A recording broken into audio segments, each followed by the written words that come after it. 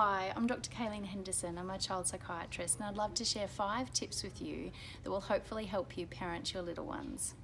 The first tip is to delight in your children.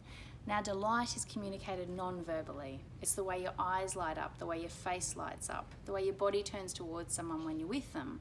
And it simply communicates, I'm delighted that you exist. I'm delighted that you're here. Now, given that you are hands down the most important person in your little one's universe, when your child sees you delight in them in that way, they feel pretty good about themselves. They have this internalized sense that they are an inherently good and worthwhile person.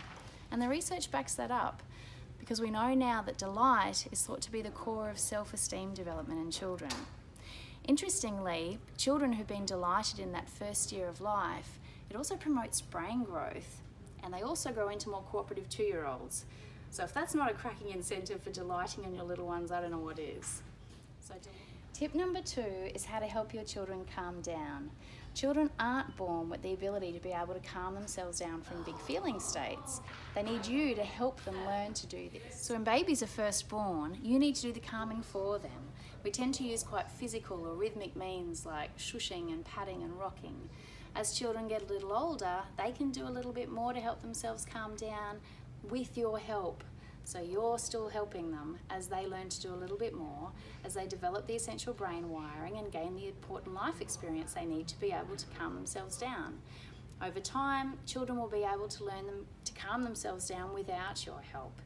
That's not to say that that's the goal. The healthy goal is actually to have children who can calm themselves down from big feeling states most of the time, but if they ever need you, if ever they get too overwhelmed by what they're experiencing, they know that they can still turn to you for help and you'll be there to support them.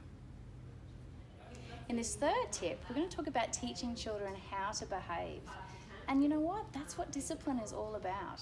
The word discipline comes from a Latin word which means to teach. When we teach children how to behave in a socially appropriate way, that's discipline. And just as we don't need to make children feel bad as they learn to do their maths or learn to kick a ball, nor do we need to help children feel bad in order to learn to behave in a socially appropriate way.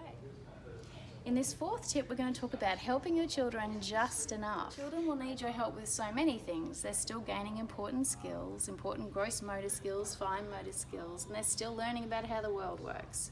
But it's really important that we don't jump in and help children by doing things for them all the time. That's not how they build new skills or gain that sense of mastery and competence. It's really important for their resilience and their sense of mastery. It's important instead that we help children just enough for them to be able to do it by themselves. I often think about my dad when I think of this one, who used to loosen the jam jar just enough that it was no longer impossible, but it was still pretty tricky.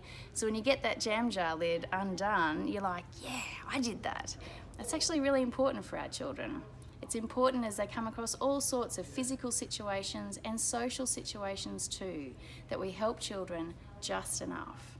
Tip 5 is about understanding when is the best time for a child to learn. Children learn best when they're calm. They learn best when they're playful and connected with you. It's really helpful to know when children are best wired to learn, because then you can save your teaching for when they're best able to learn it. Now, this equally applies to discipline. So if you have a child who needs to learn something from a situation, you'll need to help them calm down first before you teach them.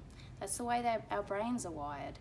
There are different brain pathways activated when a child is feeling really upset from the ones that they need to learn, to use language, and to understand logic. We need to help children calm down first before we can teach them. They're just 5 tips. There's lots more that I'd love to share with you, and there are many others who would like to support you too as you parent your little ones. I've been delighted to collaborate with Meerilinga here in Western Australia, and I know that they have some wonderful services to support you. I also have a couple of websites that I'd love you to check out, drkaylenehenderson.com and adoseofawesomeness.com. I absolutely wish you all the best.